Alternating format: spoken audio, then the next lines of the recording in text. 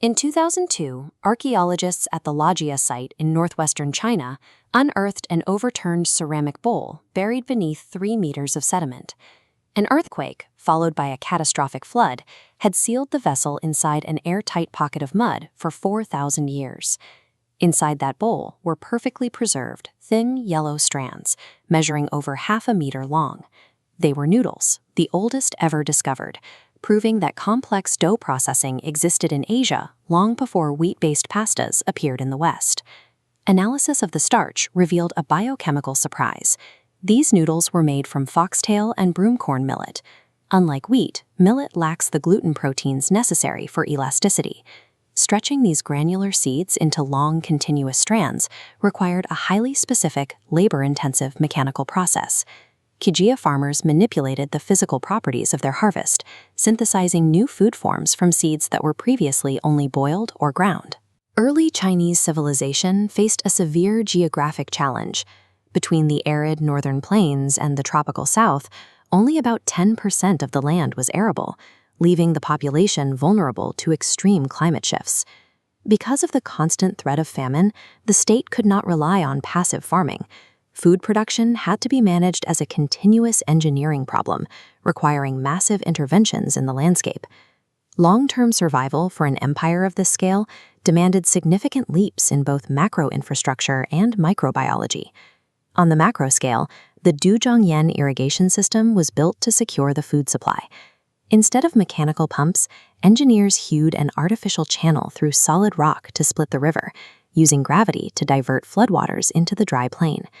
This reliable water supply enabled the expansion of human-engineered wet field agriculture.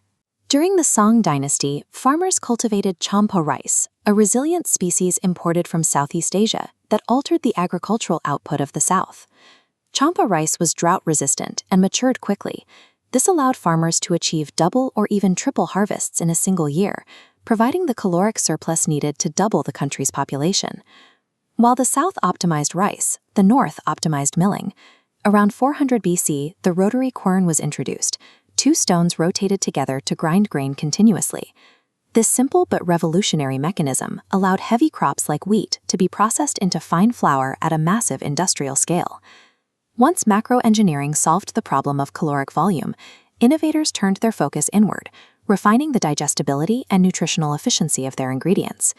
The soybean was the ultimate target for this refinement. Raw soybeans are high in protein and rich in calcium, but contain complex sugars that make them indigestible and unpleasantly bitter. Processing the bean through coagulation made its nutrients accessible, starting by grinding beans into thick liquid. By adding calcium salts from impure brine to the liquid, cooks triggered a reaction that binds the proteins into a digestible, firm curd called tofu.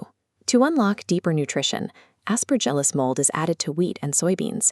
Its enzymes act like microscopic scissors, breaking complex proteins into amino acids.